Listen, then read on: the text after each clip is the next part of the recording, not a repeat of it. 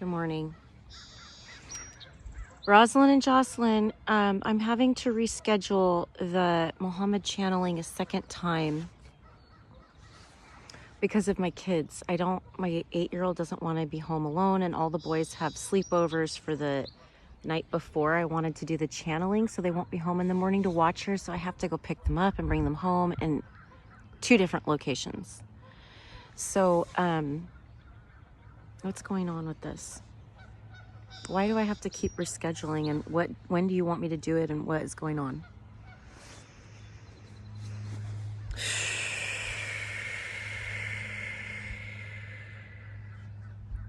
Dear Kelly, thank you for joining with us.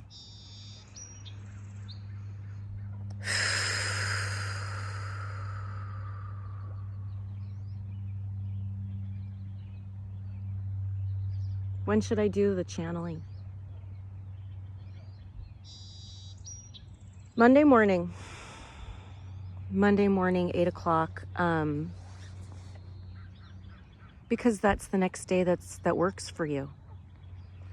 And again, we just want to reiterate that hiccups in your schedule or alternative routes or accidents are redirections.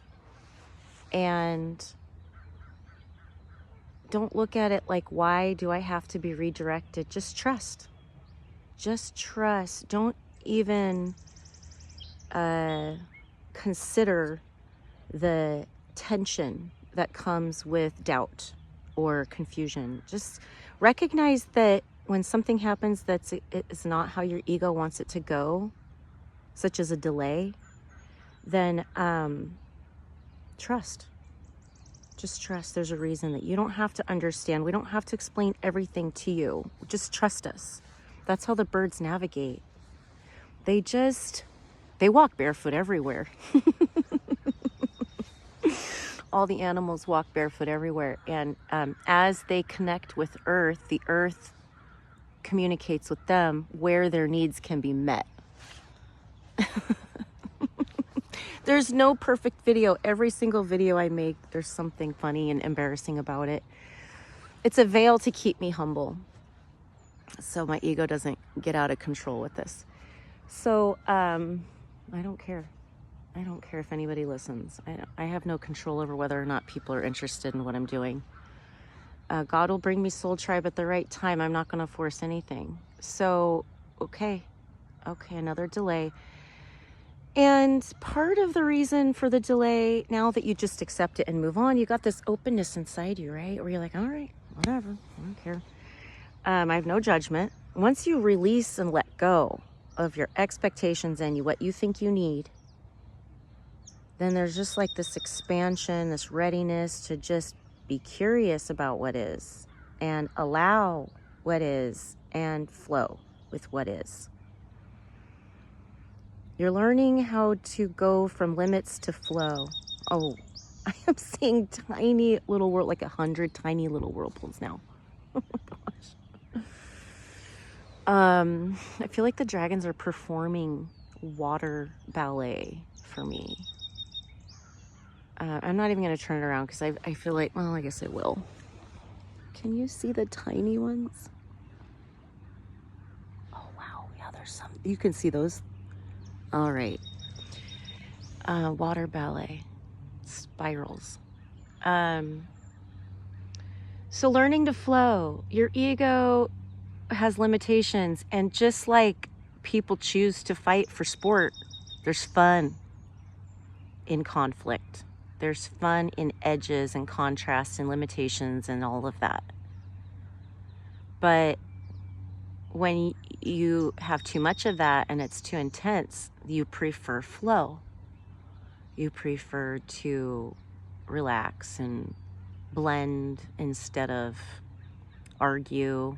Just instead of arguing, you look at someone who has a contrasting viewpoint and you see how it influences yours and whether or not it resonates with you. It's growth. When you consider what you don't understand, there's growth that's possible. It depends on how open and relaxed and receptive you can be. Can you change your mind? Can you learn? Can you grow? It requires an ability to flow with the unknown. Are you scared of the unknown because you've been traumatized into being scared? Or are you curious about the unknown because you're just a playful person? And everybody is somewhere in the middle. You know, everybody had human experiences that placed them somewhere on the spectrum of work and play on a regular basis as a set point of emotion. Okay, Cal, so good job. Every single time something is disappointing, you come to us and you ask us for reflection about why. What can I learn from this? And it's okay. You have kids that require you to be on call with everything else in your life. My kids come first, everything else comes second.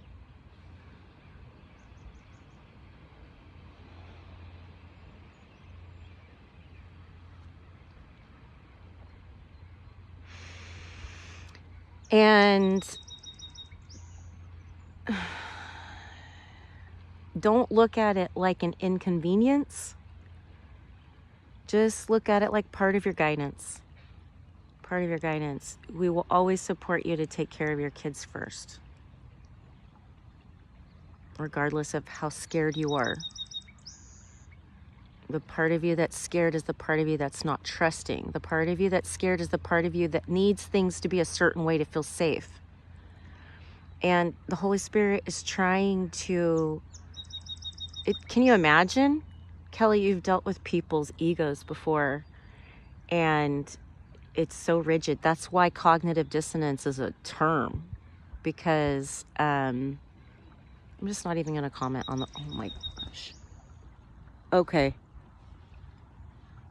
Are you kidding me? Are you kidding me? Did you get that? That was the biggest whirlpool I got on camera. It was a big surge of water over there. That's why I paused. I was listening to this wave sound, and now these whirlpools are bigger. So there is like a little thing over there that water comes out of a tube, and maybe that's where the gushes of water are coming from, but I've never seen this before. I am in nature a lot. I've never seen this before.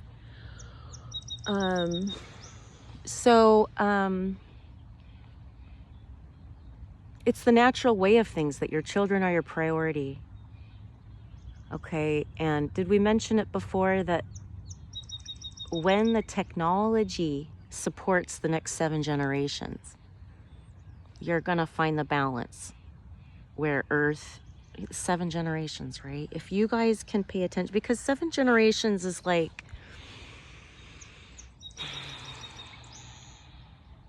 it just gives you time. It's like setting the goal that we plan ahead for health. This is our life. This is our community priority, to be healthy and to think about the children, because the children are the future grandparents. And we don't just think about ourselves. We think about our whole community. If you're not thinking about 7 generations, then your priority is not on the community. Okay, you can't exist without the soil being replenished by proper agriculture practices. If you continue to take without balance, you're not thinking about your kids. If you take from the land without considering the harm that you're doing, then your priorities are not on your children. And the whole point is for us to heal our parents.